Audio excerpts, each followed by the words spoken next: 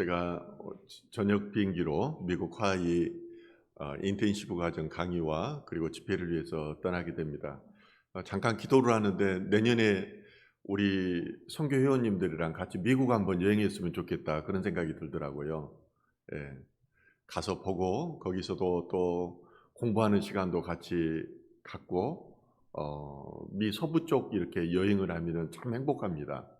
예, 그래서 여러분들이 그런 계획을 세우면은 내년에 또 인텐시브 강의를 갈 때 같이 가서 여러분들도 교회 버스로 해서 한번 같이 여행하고 하면은 좋겠다는 생각이 듭니다. 특별하게 하와이는 제가 외국에 나가서 볼 때 야, 이곳은 살고 싶다. 그런 마음이 들었던 것이에요. 날씨도 참 좋고 특히 미국이라는 나라가 축복받은 나라입니다. 그래서 가는 곳마다 날씨랄지 토양 이런 게 굉장히 좋습니다. 예. 그래서 여러분들이 우리 신간사님한테 요청하면은 하반기 때 같이 이렇게 일정을 잡아서 최소의 비용으로 갈 수 있도록 그렇게 해보도록 하겠습니다. 누가복음 12장에 보면은요, 예수님께서 수만 명의 군중들이 모인 가운데에 제자들을 따로 불러서 그들에게 이런 말씀을 하십니다. 바리새인들의 누룩을 조심하라. 예, 그들의 교훈을 주의하라고 그렇게 말씀하십니다. 이제 복음이 누룩처럼 이렇게 번져가고 있었고 사람들이 발 디딜 틈이 없을 만큼 많이 구름대처럼 몰려오고 있는 때에 예수님께서는 특별하게 제자들에게 불러서 그들을 교훈하기를 바리새인의 누룩을 조심하라고 말씀하십니다. 그런데 이 말씀을 이해하기 전에, 이 사건이 있기 전에 예수님께서 바리새인의 한 집에 초대를 받아서 저녁 식사를 하였습니다. 이때 이 바리새인은 정결 의식을 치르지 않고 식사 자리에 나아가는 이 예수님을 향해서 왜 정결 의식을 행하지 않느냐고 이렇게 딴지를 걸었습니다. 이때 예수님께서 말씀하시죠. 너희들은 장과 대접의 곁은 깨끗이 하지만은 속은 악독과 탐욕으로 가득 차 있다고 그렇게 말씀하십니다. 따라서 예수님께서 말씀하시는 것은 누룩은 바리새인들의 교훈을 말하는 것입니다. 격과 속이 다른 외식을 이야기하는 것입니다. 그래서 예수님께서는 그 당시에 우리가 바리새인 하면은 안 좋은 이미지를 가지고 있지만은 한 5천여 명이 되는 유대인의 바리새인들은 정말 존경받는 사람들이었습니다. 우리의 생각과 다릅니다. 그들은 정말로 말씀대로 살려고 했고 말씀에 의지하면서 그렇게 실행하려고 했던 사람입니다. 그런데 왜 예수님께서는 그 바리새인들을 향해서 그들의 교훈을 조심하라고 했을까요? 그리고 누룩은 과연 무엇이었을까요? 우리는 누룩이 바리새인들의 교훈 그리고 외식된 교훈인 것을 알고 있습니다. 그러나 왜 바리새인들이 이처럼 예수님으로부터 비난을 받았고 때로는 독사의 자식이라고까지 이런 비난을 받아야 했을까? 이것을 우리는 성경의 통전적인 관점에서 알아야 됩니다. 바리새인들의 교훈 중에는 율법이라고 하는 교훈 중에는 예수가 빠져 있었습니다. 핵심이 빠져 있었다는 거예요. 그러면은 바리새인들의 교훈은 율법을 이야기합니다. 율법 하면은 어떤 게 떠오르죠? 최초의 율법은 첫 번째 아담에게 하나님께서 선악과를 따먹지 말라고 했던 행위 언약이었습니다. 하지 말라는 거였어요. 그래서 이것들이 구체적으로 모세에게 주었던 십계명이 율법의 근간이 되었습니다. 신명기서가 좀 더 확장이 됩니다. 모세오경이 율법을 점점 확장시키고 있습니다. 그리고 구체적으로 말하면은 613가지의 율법의 핵심입니다. 여기서 하라는 것이 248가지 인간 안에 있는 골격을 이루는 그런 뼈대들이 248개에서 유래합니다. 그리고 하지 말라. 이것이 365가지입니다. 1년 365가지 그래서 613가지가 율법의 핵심입니다. 그런데 이 율법은 불완전성을 가지고 있었습니다. 왜냐하면은 율법이 완전했으면은 은혜의 밥이 없었을 것입니다.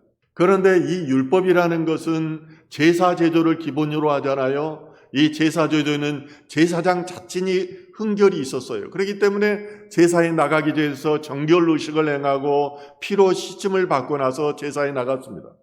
모세의 법도 불완전했습니다. 일부 다처제를 모세의 법에서는 허용을 했습니다. 그럴 뿐만 아니라 주인이 종과 동침하는 것을 허락을 했습니다. 또한 이혼하는 것에 대해서 관용적이었습니다. 이처럼 불완전한 율법은 그들 안에 핵심이 있었는데 이 핵심을 말하면은 두 가지로 대별됩니다. 십계명이 하나님 사랑과 이웃 사랑으로 대별됩니다. 따라서 이 율법의 핵심은 내 몸과 목숨과 뜻을 다하여 하나님을 사랑하라는 것이고 내 이웃을 내 몸과 같이 사랑하라는 것으로 대별됩니다. 따라서 율법의 키워드는 사랑입니다. 여러분들의 성경을 맥을 짚어서 성경을 보게 되면은 성경의 처음과 끝은 예수 그리스도입니다. 그리고 성경의 처음과 끝은 사랑입니다. 키워드가 사랑입니다. 죄를 지은 인간을 향한 끊임없는 사랑의 메시지가 구약에서부터 요한계시록까지 나와 있는 것입니다. 이 사랑의 메시지를 잊지 못하고 이 안에 있는 예수 그리스도를 찾지 못하면 우리는 성경을 제대로 보는 것이 아닙니다. 우리는 모세를 통해서 예수 그리스도를 봐야 되고 아브라함을 통해서 예수 그리스도를 봐야 됩니다. 그럴 뿐만 아니라 여호수아를 통해서 룻을 통해서 그리스도의 모습을 바라보아야 하는 것입니다. 그래서 행위 언약에 의해서 죄를 지은 첫 번째 아담, 그래서 은혜의 언약에 주로 오신 분이 예수 그리스도입니다. 이게서 온 복음이라고 하는 창세기 3장 15절은 그렇게 말하죠. 내가 너와 이 온수가 되게 하고 내 후손도 여자의 후손과 온수가 되게 하리니 여자의 후손은 내 머리를 상하게 할 것이요 너는 그의 발꿈치를 상하게 할 것이라. 저는 이 말씀이 실행되는 것을 봤습니다. 초등학교 아주 어렸을 때부터 교회를 다녔어요. 우리 집은 안 다녔어요. 중고등부에도 어떤 때는 눈이 오나 비가 오나 우리 동네가 없으니까 산 넘어서 다녔어요. 산 넘어서. 그리고 중고등부도 안 빠졌어요. 그냥 안 빠지니까 학생회장을 시키더라고요. 시골에는 없잖아요, 사람이. 제가 잘해서가 아니라. 또 대학부에서도 학생회장을 했어요. 서울에 와서 감리교회 다녔는데 거기에서도 청장년회장을 했어요. 청장년회장하고 나면은 다음에 장로가 돼요. 그 교회의 그 관습이었습니다. 그랬는데 기쁘지가 않는 거예요. 내가 신앙생활을 이렇게 했는데 기쁨이 없어요. 자유함이 없어요. 나를 정죄하게 돼요.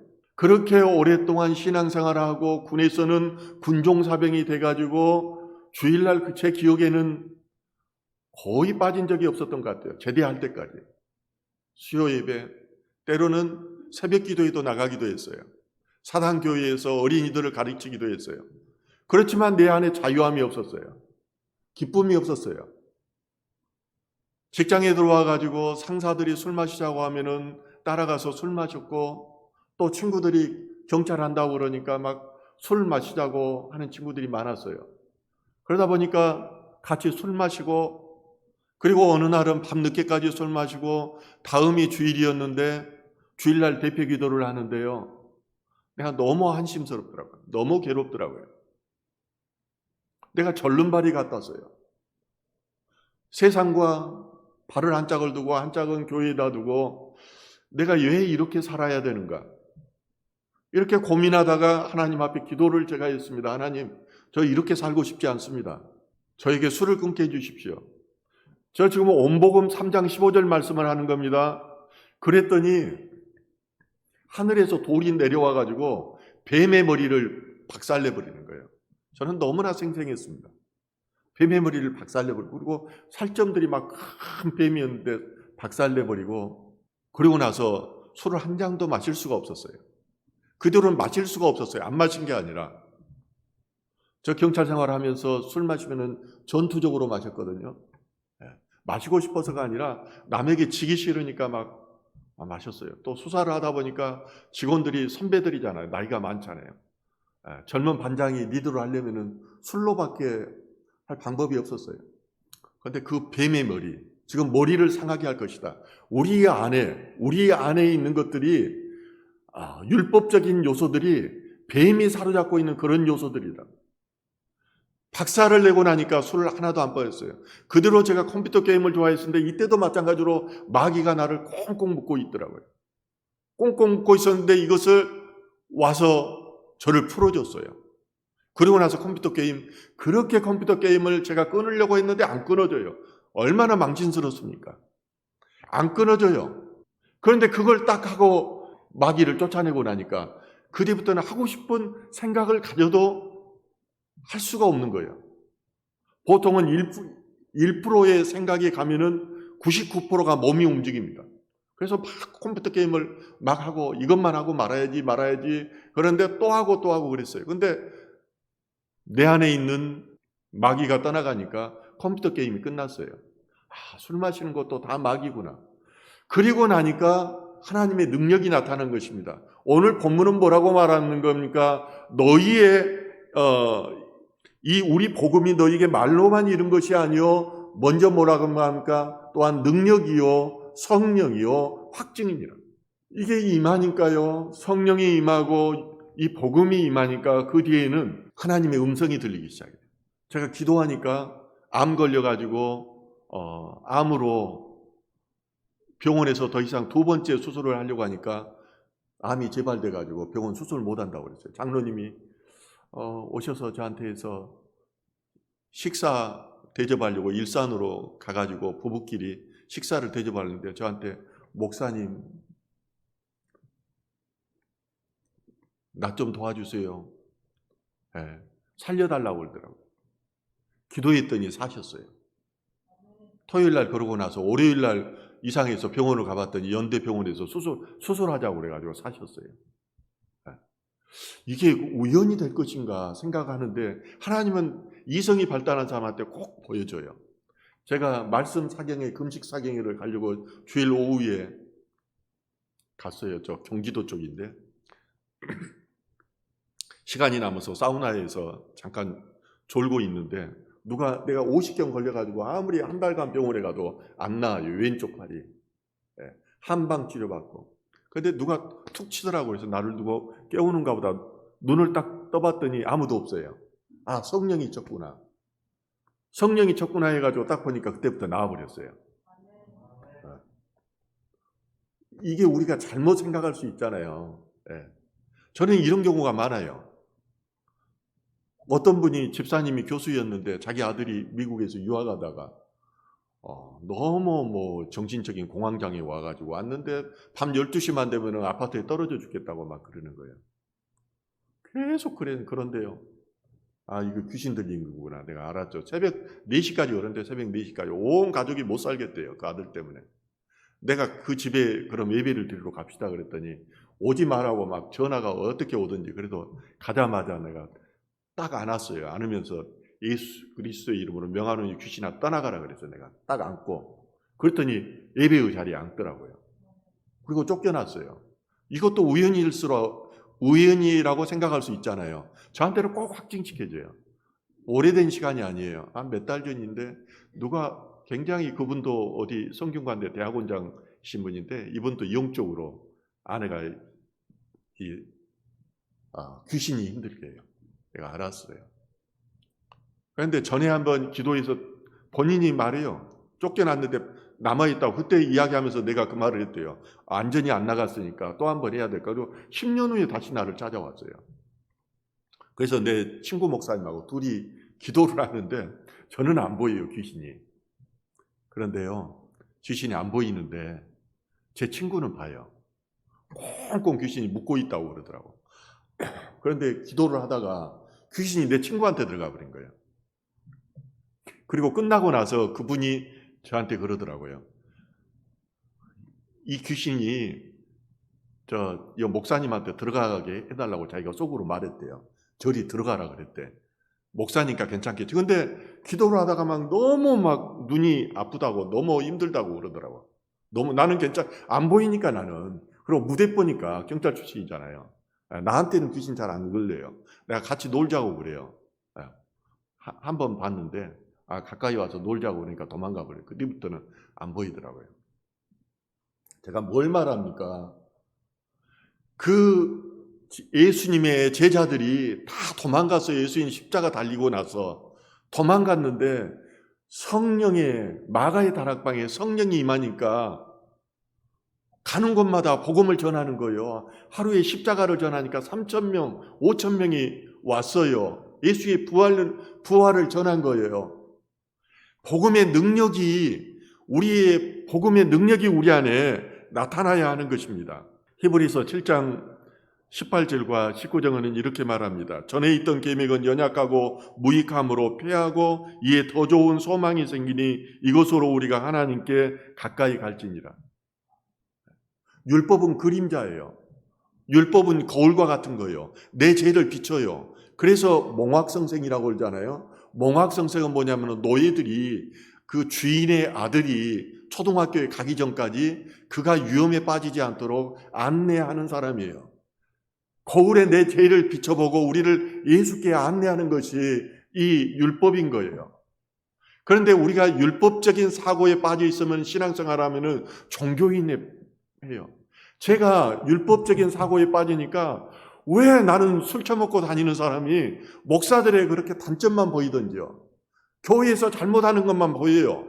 내가 교회 재정집사였는데 뭐 교회 이웃을 위해서 교회에 쓰지 않고 목사님이 다 쓴다고 생각하고 집에 와서 밖에서는 불평 못하니까 아내한테만 그런 막 불평을 하는 거예요.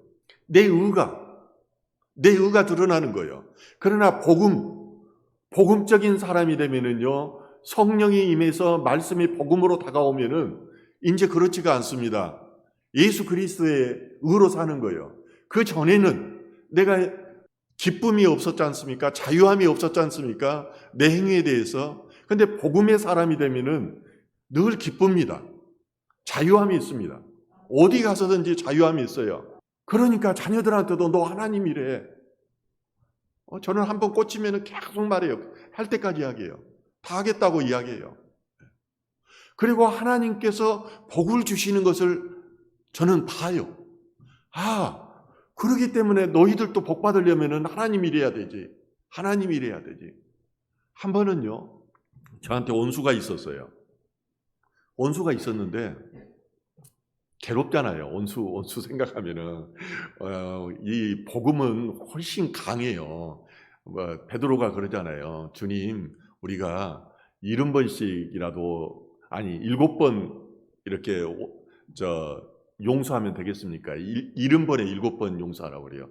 라가라 하는 자는 살인하는 자가 되지 말라가 아니라 라가라 하는 자는 이미 살인하였다는 거예요.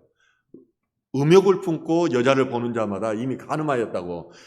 훨씬 복음이 강한 겁니다. 마음으로 지은 죄까지도 보는 거예요. 네. 그러는데 원수를 사랑한다는 거 여러분 어렵습니다. 그런데 괴로웠어요. 그런데 잠을 자는데 저는 그냥 말하는 게 아니에요. 실제 귀에다 대고 하나님이 말씀해 줬어요. 양은 목자의 음성을 금방 알아차립니다. 이게 사단의 말인지 하나님의 말인지 금방 알았잖아요. 그런데 제가 원수에 대해서 막 괴로워하고 있는데 저 아내는 내가 거의 이런 이야기를 안 해요. 그래서 몰라요. 아내하고 같이 자고 있는데 나는 눈 뜨고 있는데 내 귀에다 대고 그래요. 원수를 사랑하라 그래요. 근데 그 원수를 사랑하라는 음성을 듣는 순간 하나도 미운 생각이 안 들어요. 원수가. 그래서 그를 위해서 기도했어요. 한 번도 그 뒤로 미워해보지 않았어요. 내 마음속에 굉장한 평화가 있었어요. 그리고 몇 년이 흘렀어요. 신문에 봤더니 그 사람들이 다 뇌물죄로 다 구속됐더라고요. 뇌물죄로 여러 명이. 원수 갚는 일이 하나님에 속하는 일이구나. 저는 알았어요. 우리가 그러니까 원수 갚으려고 할 필요 없어요. 그냥 원수를 사랑하면 돼요. 복음의 사람이 돼야지 이게 가능해요. 일반 우리 교회 신앙생활을 아무리 말해도 종교인에 머물면은 원수 사랑 못해요. 그리고 가족들이 원수인 경우가 많아요. 자녀들이 원수인 경우가 많아요. 복음의 사람이 되고 성령이 임해서 말씀이 내 안에 내주하게 되면은 하나님께서 일하시는 것을 보게 된다고요. 베드로가요. 이 두 제자, 가장 사랑하는 제자 요한과 야고보를 데리고 예수님께서 변화산으로 갔잖아요. 변화산으로 가니까 거기에서 예수님께서 옷이 하얘지고 또 뭐 얼굴이 하얘지면서 거기에서 세 사람이 대화를 하는데 엘리야 또 뭐 모세는 구약 시대를 대표하는 분 아니에요. 엘리야는 선지자 시대를 대표하는 사람이에요. 세 사람이 다 대화를 하고 뭐 신비로운 모습이잖아요. 얼마나 그냥 이 제자가 봤을 때 놀래고 그랬겠어요. 그래서 이곳이 좋사오니 이곳에 주님을 위해서 또 엘리야를 위해서 모세를 위해서 집 짓고 이곳에 우리 같이 살자. 그러니까 어떻게 합니까? 구름이 쫙 밀려오고 너는 내 아들 예수의 이야기를 들으라. 이런 음성이 들려잖아요. 그러고 나서 딱 지나고 나니까 예수만 보였다. 예수가 복음입니다. 예수의 십자가가 복음이에요. 그래서 바울은 행위로 구원을 받는 것이 아니라 은혜로 받는다고 그래요. 은혜로, 믿음으로 받는다고 그래요. 믿기만 하거든요. 그래서 고린도 지역에 가가지고 바울이 그때는 그러잖아요. 나는 예수 그리스도 그리고 십자가를 아는 것과 전하는 것 이것 외에는 전하지 않겠다. 왜 갑자기 그 말일까요? 이 전에 아테네 가서 복음을 전한 적이 있어요. 거기 가가지고 아테네이 아테네거든요. 아테네, 그리스 아테네, 뭐 소크라테스님, 뭐 아리스토텔레스, 플라톤 대를 이어가지고 철학이 얼마나 발달했습니까? 그곳에 우상들이 가득해요. 우상들이 가는 곳마다 우상들이에요. 그곳에 가서 바울이 복음을 전하는데 철학적인 설교를 해요. 3대 랍비 중에 한 사람으로의 수제자예요. 바울이 로마의 시민권자, 로마 헬라 철학에서부터 웅변순, 논리학 다 배운 사람입니다. 얼마나 논리학 너희들보다 내가 훨씬 나은 사람이야. 얼마나 신났겠어요. 그런데 결과는 전도의 열매가 관원 한 사람을 포함해서 몇 사람밖에 없었어요. 아무리 지식 가지고 철학 가지고 해봐야 안 되는구나. 복음의 능력은 예수 그리스도, 복음의 능력은 예수 그리스도의 십자가고. 그래서 귀신을 쫓아낼 때 예수 그리스도의 이름으로 하는 거예요. 예수 그리스도의 보혈의 피로 하는 거예요. 우리가 이제 더 이상 율법의 사람이 아니고 복음의 사람 아닙니까? 그래서 우리가 그 복음으로 나가야 됩니다. 복음의 말씀으로. 그러면은 내가 변화되고 행복해요. 그리고 이 복음을 전하지 않고는 견딜 수가 없습니다. 우리 복음의 능력을 경험하는 저와 여러분들 되기를 주님의 이름으로 축원합니다.